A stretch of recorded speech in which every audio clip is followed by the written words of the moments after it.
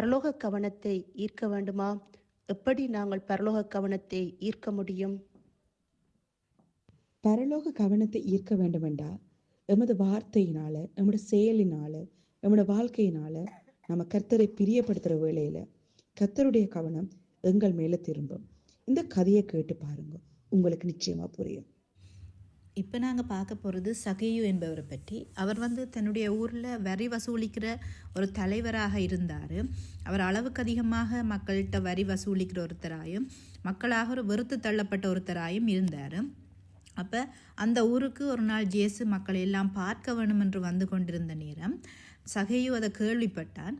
தானும் இயேசுவை யாரென்று பார்க்க வேணும் என்ற ஆவல் அவனுக்குள்ளே வந்ததால் அந்த ஜனக்கூட்டத்துக்குள்ளே அவன் சென்ற பொழுது அவனால் இயேசுவை பார்க்க முடியலை. ஏனென்றால் சகேயு ஒரு குள்ளனாக இருந்தான்.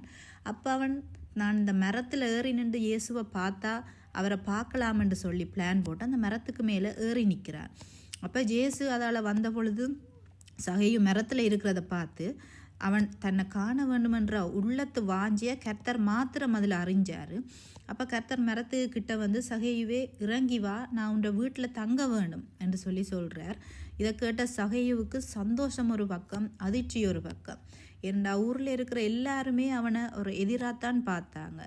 ஆனால் இயேசு மாத்திரம் தன்னை பார்த்து இறங்கி வான்னு சொல்கிறார். உன்ற வீட்டில் தங்க வேணும் என்று சொல்கிறாரு என்று அவன் அந்த இடத்துல இறங்கி வந்தான்.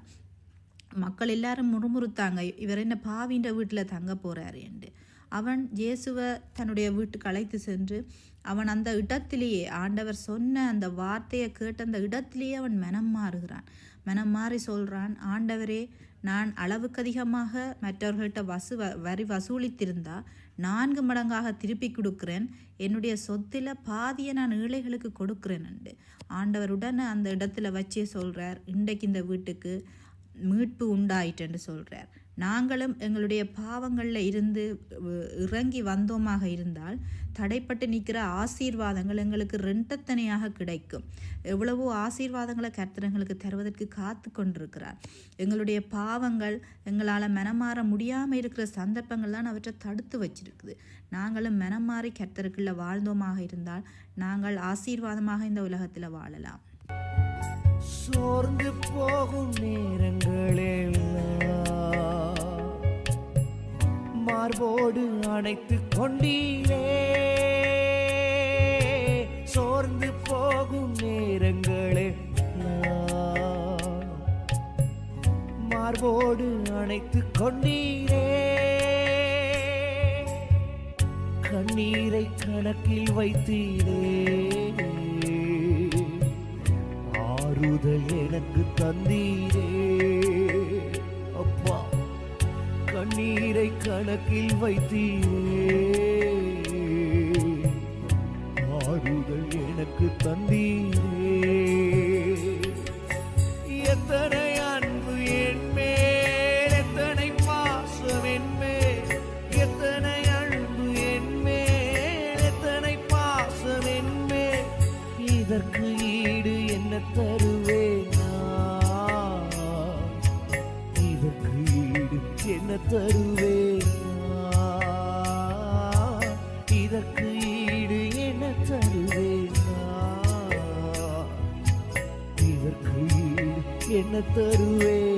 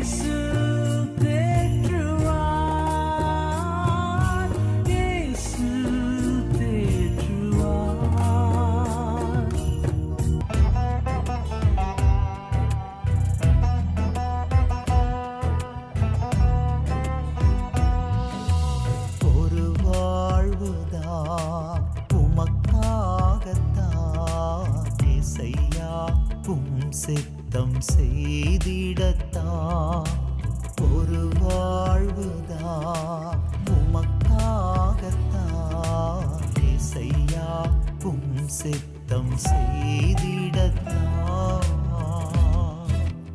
ஒரு வாழ்வுதான் உமக்காகத்தான் உம் சித்தம் செய்திடத்தான்